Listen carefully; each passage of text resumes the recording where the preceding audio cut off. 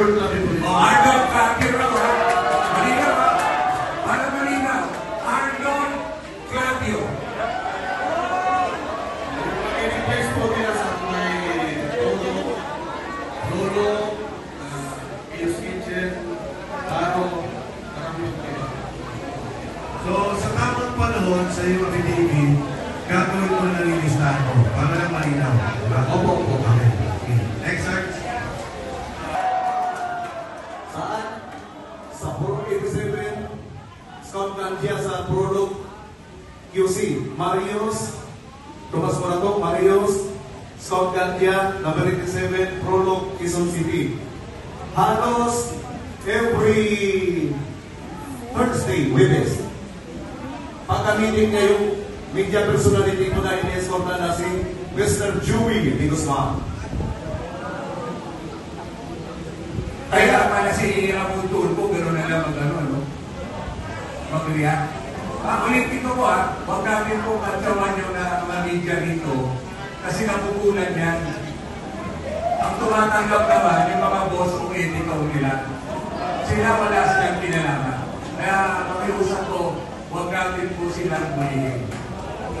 Sarge, basa natin. Yung binibili nila, pinupin naman. May na Ako yung gano'n ko.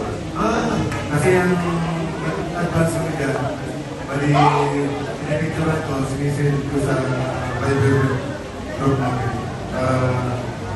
Ma-import na tropa na award na. Next.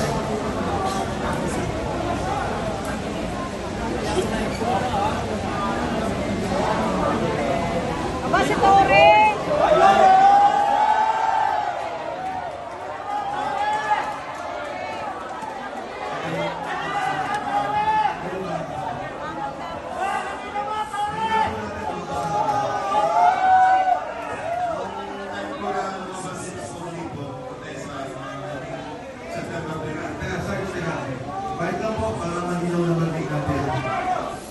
Papatunay po na papasinungalingan namin yung pahayag po ni Tapo Ligodeso.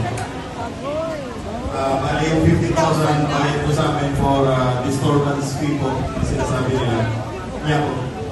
Yan po yung patunay na pumunta po kami sa Raffles doon po sa office niya. Sa Raffles, Marami po. office ni General Cory o ni Saldico? Yun din po ni Boss, ginagawa niya pong office po. Kasi nandun rin po yung sekretary niya po si Analisa Gaspar po. Secretary Nino. Ni General Tory po. So nag-o-office siya sa unit ni Congressman Saldico. No, sir, parang ginamit lang yan siya na pang-establishment namin na makausapin ng sir. Diyan kayo nag-set ng meeting. Yes, sir. Yung time na sinap, sir, hindi namin alam kasi ang akala namin dahil sinapan